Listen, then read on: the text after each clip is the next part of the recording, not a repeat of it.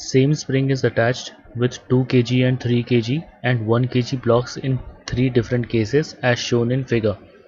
If x1, x2 and x3 be the extensions in this spring in these cases, then assuming all the blocks to move with uniform acceleration.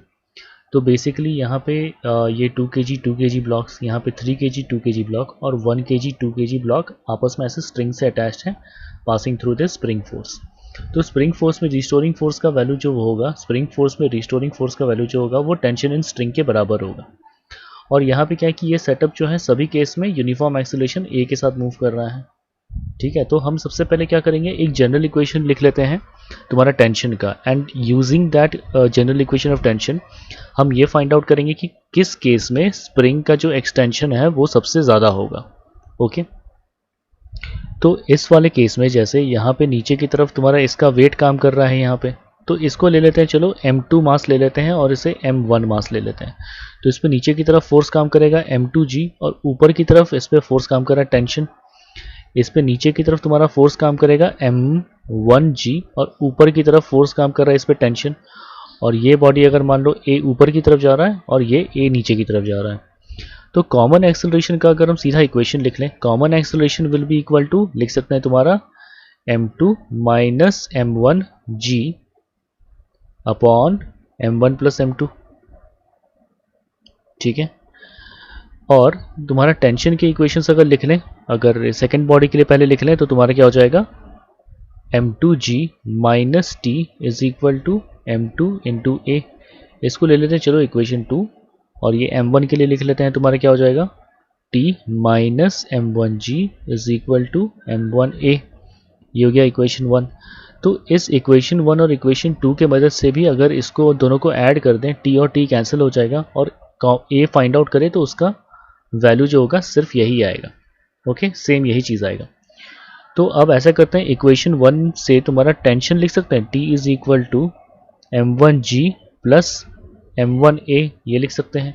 और a का value क्या करो, यहाँ पे substitute कर दो, तो क्या हो जाएगा, t will be equal to m1g plus m1 into m2 minus m1g upon m1 plus m2 upon m1 plus m2.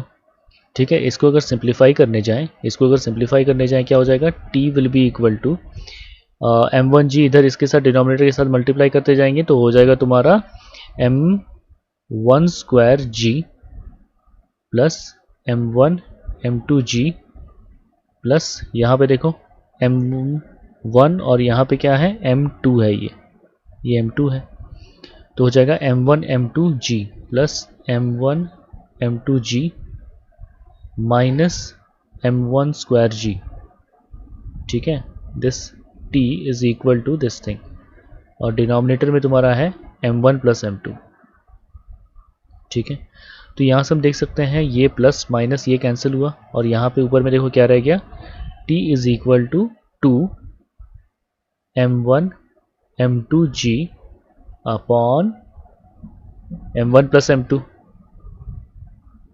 ये तुम्हारा टेंशन फोर्स का इक्वेशन आ गया. ठीक है, अब इसके मदद से हर एक केस में, ये तुम्हारा केस 1 था, ये तुम्हारा केस 2 था और ये तुम्हारा केस 3 था, हर एक केस में टेंशन फोर्स का वैल्यू निकालेंगे. तो टेंशन का इक्वेशन यहाँ पे साइड में कहीं लिख लेते हैं, that t is equal to 2m1 m2g upon m1 plus m2. ठीक है, तो अब यहाँ पे m1 और m2 दोनों के वैल्यूज 2 हैं, तो इस केस में यहाँ पे टेंशन का वैल्यू लिख लेते हैं, t1 is equal to 2 into 2 m1 का वैल्यू इंटू m2 का वैल्यू 2 इंटू g तुम्हारा हो गया 10 अपॉन डिनोमिनेटर में क्या हो जाएगा, m1 प्लस m2 मतलब 2 प्लस 2 कितना 4. तो ये और ये कैंसिल हुआ, तो t1 का वैल्यू आ गया तुम्हारा 20 न्यूटन. ऐसे ही t2 का वैल्यू सॉल्व करें, क्या हो जाएगा, 2 into m1 into m2 into g का वैल्यू 10 अपॉन डिनोमिनेटर में हो गया तुम्हारा 5. तो ये तुम्हारा कैंसिल हुआ 2, तो 2 2 ज़ा 4, 2 8 3 24. तो t2 का वैल्यू आ रहा है 24. और फिर तुम्हारा यहाँ से देख सकते हैं t3 will be equal to twice into 1 into 2 into g का वैल्यू 10 अपॉन 2 प्लस 1 3. ठीक है, तो ये हो जाएगा 2 2 ज़ा 4 40/3 40/3। तो T3 का वैल्यू आ रहा है तुम्हारा यहाँ पे 1 10 3 3 ज़ा 9 1 और उसके बाद फिर तुम्हारा 3 3 ऐसे रेकरिंग में चलता रहेगा।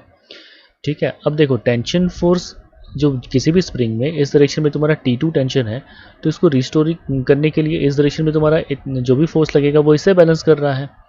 ठीक है, so basically restoring force is equal to tension. Restoring force को क्या लिख सकते हैं, Kx is equal to T। तो x will be equal to T/K। ठीक है, और K जो है सभी स्प्रिंग के लिए K तुम्हारा कांस्टेंट है, ये तुम्हारा क्वेश्चन में दिया हुआ है। ओके, तो इस केस के लिए तुम्हारा जैसे x is equal to T/K, तो इस केस के लिए क्या हो जाएगा, x1 will be equal to T1/K। इस केस के लिए हो जाएगा x2 will be equal to T2/K, और यहाँ पे हो जाएगा x3 is equal to T3/K। T1 का वैल्यू यहाँ पे, ठीक है, देखा जाए x1 will be equal to 20/K, और यहाँ से x2 will be equal to 24/K, और तुम्हारा x3 is equal to 13.33/K। तो हम देख सकते हैं कि x2 का वैल्यू सबसे ज़्यादा हुआ, फॉलोड बाय x1, और उसके बाद फिर सबसे लीस्ट होगा तुम्हारा x3 का।